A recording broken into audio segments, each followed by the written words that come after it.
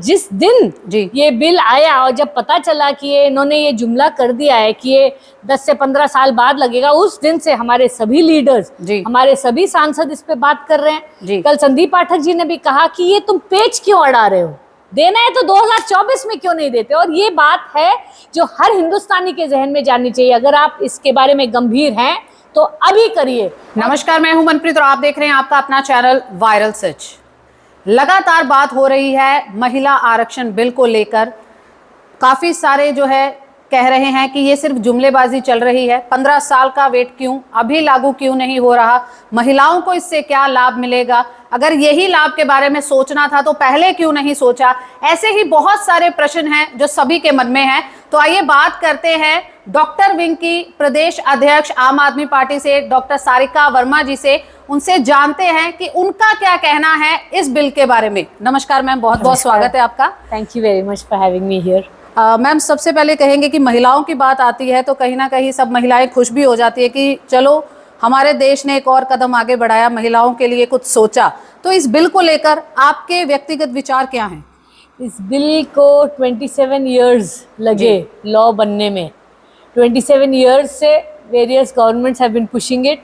Unfortunately जब ये bill पूरी तरह पार्लियामेंट ने पास कर दिया, ऑलमोस्ट अनअपोज, लोकसभा में भी पास हो गया, केवल 2 वोट उनके खिलाफ गिरे। राज्यसभा में 215 के 215 वोट्स इसके सपोर्ट में पड़े। तो मैं मानती हूँ कि सभी पार्टियों ने अक्रॉस पार्टी लाइंस ये महिला रिजर्वेशन बिल को सपोर्ट किया है। और मुझे लगता है ये बहुत अच्छा कदम होता अगर मोदी सरकार सच में महिलाओं को आरक्षण देने के बारे में गंभीर होती। लेकिन उन्होंने एज यूजुअल अपने वोट्स के चलते महिलाओं को खुश करने के लिए झुंझुना तो दे दिया, लेकिन उसके साथ में ये कैवियट डाल दिया कि ये इसके बाद होगा सेंसस के बाद होगा और उसके बाद डिलिमिटेशन के बाद होगा। तो इन्होंने जो है इसको ठंडे बस्ते में पहले ही डाल दिया। अगर इनको ऐसे ही करना था तो ये इसको ना भी पास करते, कोई फर्क नहीं पड़ता। तो केवल न्यूज़ में आने के लिए, केवल महिलाओं से वाहवाही लूटने के लिए मुझे लगता है ये बिल को इस रूप में पास किया गया है। अगर प्रधानमंत्री और भाजपा सरकार गंभीर है महिला आरक्षण के मामले में, तो क्योंकि पार्लियामेंट ने इसको अनअपोज पास किया है तो इनको 2024 में से लागू करना चाहिए। जनगणना का इससे कोई लेना देना नहीं है। जब इन्होंने फार्मर्स लॉ लाए थे, किसान तो ये थोड़ी ना बात हुआ था कि ये इसका जनगणना होगी, उसके बाद हम चेक करेंगे कि कितने किसानों के पास कितना पैसा है, उसके बाद हम करेंगे। तो नहीं, ये तो इन्होंने इमीडिएट लागू कर दिया था, जबकि ऑपोजिशन उसका पूरा विरोध किया था। इसी तरह जब दिल्ली स्टेट ऑर्डिनेंस पहले बिल लाए थे, उसके बाद दिल्ली स्टेट बिल लाए, इन्होंने एक्ट बनाया, तब उन्होंने इमीडिएट इफेक्ट से लागू कर दिया क्योंकि उनको सत्ता चाहिए थी दिल्ली की।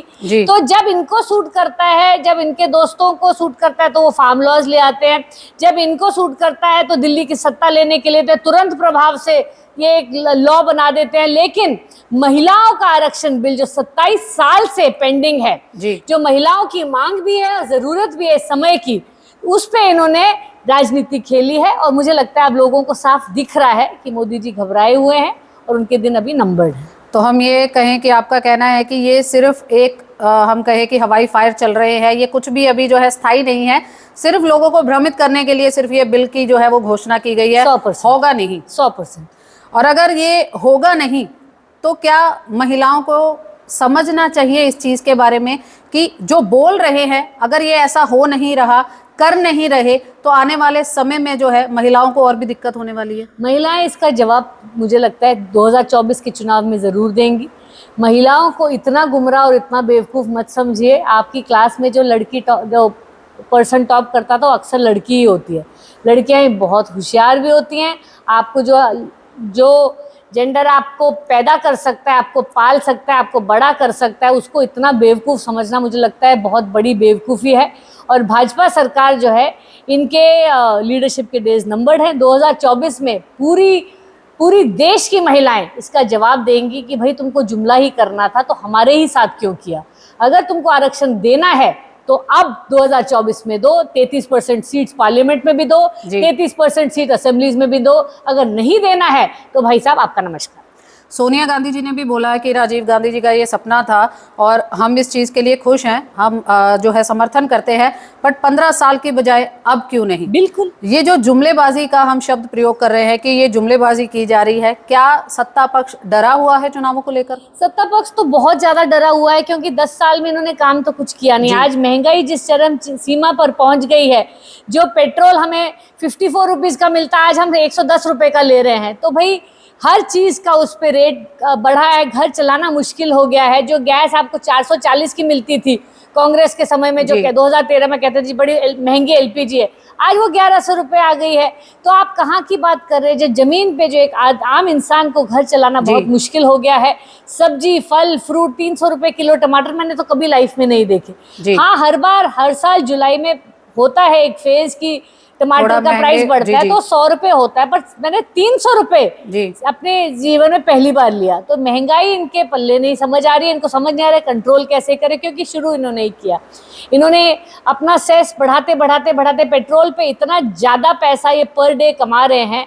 मैं हैरान हूँ ये पैसा जा कहाँ रहा है, क्योंकि एक तरफ तो इनके लोन्स जो सेंटर ने लोन्स लिए हैं, पहले कहते थे कि हम ये जो पेट्रोल का प्राइस बढ़ा बढ़ा के लोन वापस कर रहे हैं, आज पता चल रहा है जी लोन जहां थे आज 3 गुना है वहां पर। तो इसका ये मतलब है कि इकोनॉमिक रूप से इनको कोई आइडिया नहीं है कि देश कैसे चलाना है। आज जो एक रिसेंटली रिपोर्ट आई थी, जो टेलीग्राफ में भी प्रिंट हुई है, कि फाइनेंशियल जो बता रहे हैं और जो एक्चुअल ट्रूथ है वो बहुत बहुत अलग है। और इस पे कोई इंक्वायरी नहीं हो रही, ना इस पे मेन स्ट्रीम मीडिया, इस पे कोई चर्चाएं हो रही हैं। इतनी बड़ी चीज़ पे तो सरकार वैसे ही गिर जाती है कि how can you be telling lies.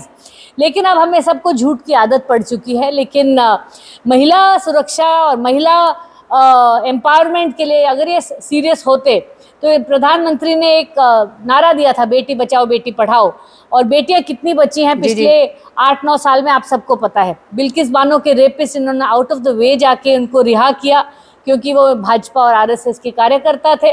और उस पर सुप्रीम कोर्ट ने भी आपत्ति जताई है कि किस बेसिस पे एक हाइनस क्राइम के ऊपर आपने कैसे रिहा किया, इसके पास कोई जवाब नहीं है। इसके अलावा हमारी रेसलर बेटियां जो मोलेस्टर ब्रिजभूषण है, उसके खिलाफ आंदोलन करती रही। पूरा देश शर्मिंदा है कि प्रधानमंत्री और पूरा प्रजातंत्र जो गवर्नमेंट है वो एक मोलेस्टर के पीछे खड़ी है, लेकिन बेटियों के साथ नहीं खड़ी। तो बेटियों के साथ जो भद्दा मजाक हुआ है, महिलाओं के साथ जो भद्दा मजाक हुआ है, वो सबको दिख रहा है। और आने वाले समय में प्रधानमंत्री को इसका जवाब जरूर मिलेगा। और अगर ये बिल जो है अभी जैसे पास तो हो गया, बट लागू करने की बात करें, अब अगर लागू होता है तो इसके फायदे कितने हैं महिलाओं को? कुछ आप जानकारी देना चाहेंगे? आपको क्या लग रहा है? अगर ये बिल 2024 में लागू होता है, that means 1/3 of the seats will be reserve for women. ये बहुत अच्छा स्टैंड रहेगा। अभी कुछ देर पहले मेरे साथ एक सज्जन बात कर रहे थे कि नहीं, फिर लोगों के अपनी बेटियों को और अपनी बीवियों को वो आगे लाने की कोशिश करेंगे और परिवारवाद बढ़ेगा, पर मैं नहीं मानती हूँ। जिस तरह अब सरपंच और जितने भी चुनाव कांग्रेस ने ये रूल लाए थे कि 33% रिजर्वेशन फॉर लोकल इलेक्शन, उससे क्या हुआ है कि वार्ड्स के चुनावों में भी, और आपको पता है पिछली बार यहाँ की मेयर भी चुनाव में महिला है, तो महिलाओं को एक मौका मिलता है। और हो सकता है कि कुछ परसेंट है लोग होंगे जो बोलेंगे कि मेरी बीवी लड़ेगी, लेकिन जब आप एक सांसद के रूप में आते हैं तो आप जुमलों पे और मेरी बीवी और मेरी बेटी पे चुनाव नहीं जीता जा सकता, क्योंकि वो आपका व्यक्तित्व आगे आता है। अगर वो महिला में कैपेबिलिटी होगी, वो जाके 8-10 असेंबलीज में लोगों से कनेक्ट करेगी, तो डेफिनेटली लोग उनको चुनेंगे। क्योंकि सांसद का चुनाव बहुत बड़ा चुनाव होता है, ये सरपंच का नहीं होता कि 400 घर में जाके। भी बीच में बोला गया था कि जो पार्षद के पति हैं वो नहीं आएंगे, बिल्कुल नहीं आना चाहिए, आना ही नहीं चाहिए। मुझे लगता है इसी तरह हम अपनी महिलाओं को एम्पावर करें। और कितने साल हो गए, 76 ईयर्स पहले जब इंडिया आजाद हुआ 5% हमारी पार्लियामेंटेरियंस महिलाएं थी, और 76 ईयर्स इतने सारे काल और अमृत काल हो गया और आज भी 14% है। तो आपने महिलाओं को दिया क्या है? कुछ भी नहीं। आज 33% मांग रहे हैं, हमें तो 50% मांगना चाहिए और मिलना चाहिए, क्योंकि कहीं ना कहीं महिलाओं को क्या सिलेंडर तक ही सीमित रखने का प्रयास नहीं किया जा रहा है कि सिर्फ चूल्हा और सिलेंडर तक ही महिला सीमित है? सिलेंडर तक तो ठीक है, लेकिन सिलेंडर भी जुमला था। 8 करोड़ सिलेंडर आपने एक बार दिए कह रहे हो, किसी को पता नहीं कि सच में दिए या नहीं दिए, लेकिन आपके ही आंकड़े हैं कि 85% उनमें से दोबारा रिफिल नहीं हुए। दैट मीन्स शायद 1 से 1.5 करोड़ घरों में एक्चुअली सिलेंडर पहुंचे हैं। तो जुमले पे जुमला, जुमले पे जुमला, जुमले पे जुमला, ये झूठ बोलना बंद करिए। महिलाएं जो हैं पढ़ी लिखी हैं, होशियार हैं, अपना दिमाग है, अपना थॉट प्रोसेस है, हम तैयार बैठिए। This millennium belongs to women, और हमें रोकने की कोशिश मत करिए, हम आपकी जनरल सीट्स भी ले जाएंगे।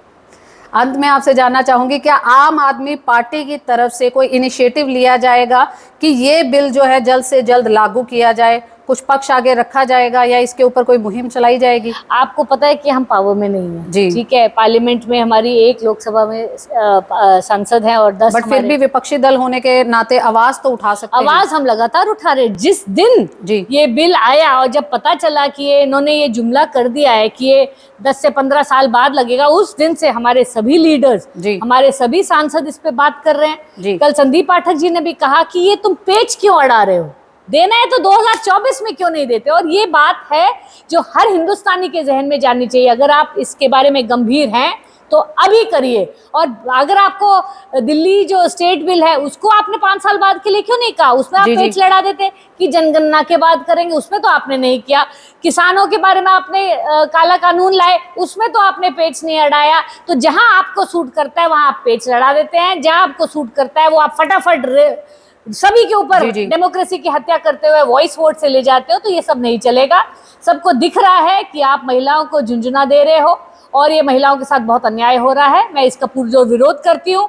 महिला आरक्षण बिल जो है 27 साल बाद आया, ना भाजपा ने इसको शुरू किया था, ना भाजपा इसको खत्म कर रही है, ना इसको लागू कर रही है। तो मुझे नहीं लगता मोदी जी किस नाम पे वोट मांग रहे हैं। बहुत बहुत धन्यवाद सारिका जी हमारे साथ बात करने के लिए।